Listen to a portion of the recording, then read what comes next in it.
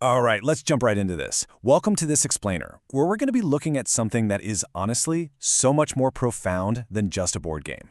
Today, we are unpacking the psychology of chess. At first glance, you might just see two people moving little wooden pieces around, trying to corner a king. Pretty straightforward, right? But behind every single one of those moves is this incredibly complex tangle of emotions, hardcore calculations, hopes, and, yeah, definitely some fears. Those 64 squares on a chessboard actually act as this perfectly compressed mirror of the human mind at work. It shows us exactly how we plan, how we manage intense stress, and how our true, raw personalities really come out when the pressure is on. And just to give you a sense of the sheer scale of what we're dealing with here, think about this.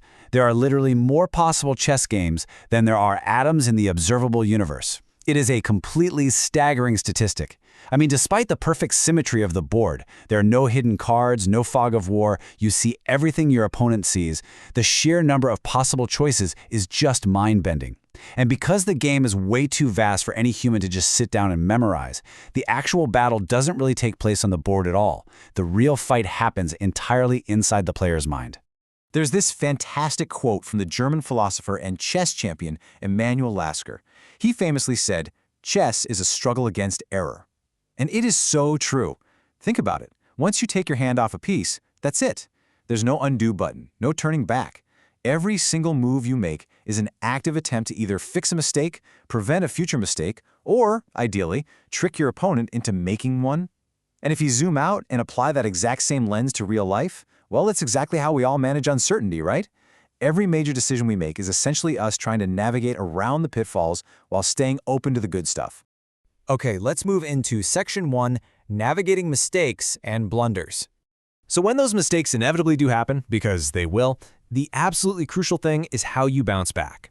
There is a legendary story about Garry Kasparov that illustrates this perfectly. So he's in this critical world championship match against his massive rival, Anatoly Karpov, and Kasparov just misses a tactical shot. He completely overlooks it, he loses a central pawn, and suddenly he's staring down the barrel of a really menacing attack. It was a massive, massive blunder. Now, most of us in that situation, we'd spiral, right? We'd panic, we'd kick ourselves. But Kasparov, he literally flipped a switch in his head. Instead of agonizing over that lost pawn, he instantly pivoted to one constructive question. How do I make this as painfully difficult as possible for my opponent? He just dug his heels in, fought tooth and nail to complicate the board, and actually managed to salvage a draw out of it. That lightning-fast shift from total despair to purposeful problem-solving, that is the ultimate hallmark of a champion's mindset. And that mindset feeds directly into how we make decisions every single day. When grandmasters are staring at a chaotic board, they're really leaning on two distinct things: intuition and calculation. Take Viswanathan Anand, for example. The guy is famous for his incredibly fast sight of the board. He relies heavily on intuition, that subconscious gut feeling that comes from synthesizing thousands and thousands of hours of play. He just sort of knows when a move is right. But, and this is key, he has to balance that gut feeling with cold, hard calculation. He has to methodically check the variations, move by move, just to verify that his intuition is actually correct. Because if you lean too much on intuition, you're going to miss critical, tiny details. But if you rely only on calculation, you'll just exhaust your brain and run out of time. We do this exact same thing in our own lives. Think about, say, buying a house or making a huge career jump. You usually start with a really strong gut feeling, right? But then you have to sit down, open a spreadsheet, and methodically calculate the pros and cons to make sure your gut isn't leading you off a cliff. All right, moving right along to Section 2, Strategic Paradigms and Adaptability. I want to introduce you to a really great chess word. It's called prophylaxis. Basically, this is the fine art of the anticipatory move. The 9th world champion, Tigran Petrosian, was absolutely legendary for this. He had almost a psychic ability to see what his opponent wanted to do. He would just subtly shuffle his pieces around to block key squares, so by the time his opponent finally tried to launch their big scary attack, the path was already completely shut down. Prophylaxis isn't flashy, it definitely doesn't give you that immediate hit of dopamine, but man, it prevents absolute ruin. And in the real world, this is just proactive planning. It's building up that emergency fund months before the car breaks down, or, updating your resume and learning a new skill before you even start applying for that promotion. Now, this next strategic framework is just devastatingly effective. It's called the principle of two weaknesses. The idea is simple. If your opponent has one weak point on the board, they can usually scramble and defend it. But if you systematically probe around and create a second vulnerability on the complete opposite side of the board, suddenly their forces are stretched way too thin and the cracks start to show. Magnus Carlson is an absolute master of this kind of grinding, relentless style. And if you think about it, this maps perfectly onto a business negotiation. Let's say you know the other party has a really tight budget constraint. Okay, that's one weakness. But what if you do your homework and find out they also have a super strict corporate deadline coming up? Bam, that's a second weakness. By applying multifaceted pressure on both of those points at the exact same time, you stretch their position and give yourself a massive edge in the negotiation. But hey, even the most brilliant strategies require you to be adaptable. Let's look at the legendary 1972 World Championship. Bobby Fischer was notoriously rigid with his openings. He almost always started with 1e4. It was his signature. So naturally, his opponent, Boris Spassky, spent months deeply preparing for exactly that. So what does Fischer do when they finally sit down? He completely throws his usual script out the window. He opens with the English opening. He plays the Alekhine defense. These totally offbeat choices that instantly drag Spassky out of his prep and into unfamiliar, murky territory. Fischer proved right there that true mental adaptability and the sheer willingness to step way outside your own comfort zone will almost always crush rigid, stubborn preparation. Which brings us nicely to Section 3, personality and playing styles. So if we look closely, we can actually sort players into 3 major psychological archetypes based on how they play. First up, you have the fierce attacker. Think Mikhail Tal. This guy just thrived on bold sacrifices and absolute chaos. He completely trusted his intuition. In the real world, this is your bold risk-taker, the innovator in the boardroom, pitching wild ideas and just thriving on the adrenaline. Next, we have the cautious defender, like our guy Tigran Petrosian. It's all about risk management and maintaining total control. Your real-life equivalent here is the careful planner, the guardian who demands stability and double-checks the safety harness before taking any leaps. And finally, the pragmatic universalist, like Magnus Carlson. They're like a sponge. They just adapt to whatever the specific situation demands.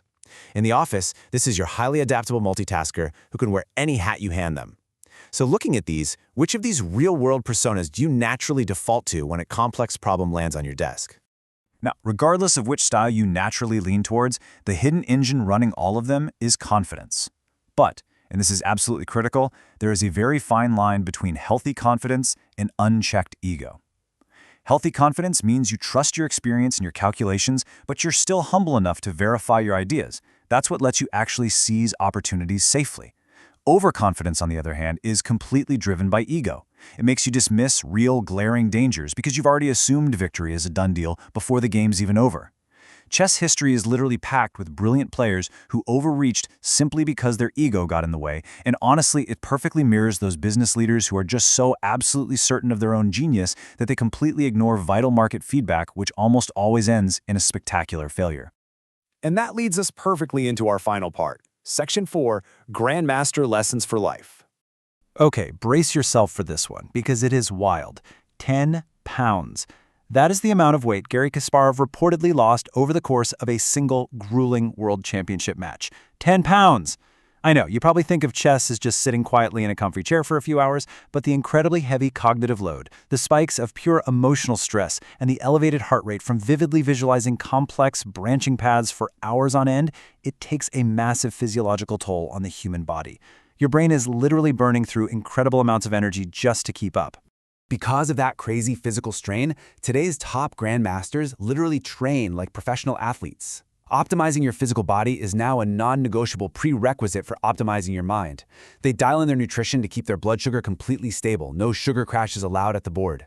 They do regular, intense cardiovascular exercise, not because they want to be bodybuilders, but to guarantee good blood flow to the brain and to flush out stress hormones. They fiercely protect their sleep, because that is the exact window when the brain consolidates all those complex patterns they studied. And actually during the game, you'll see them taking these deep breathing micro breaks and doing mindful body scans just to forcefully release physical tension. Mind and body absolutely have to be in sync.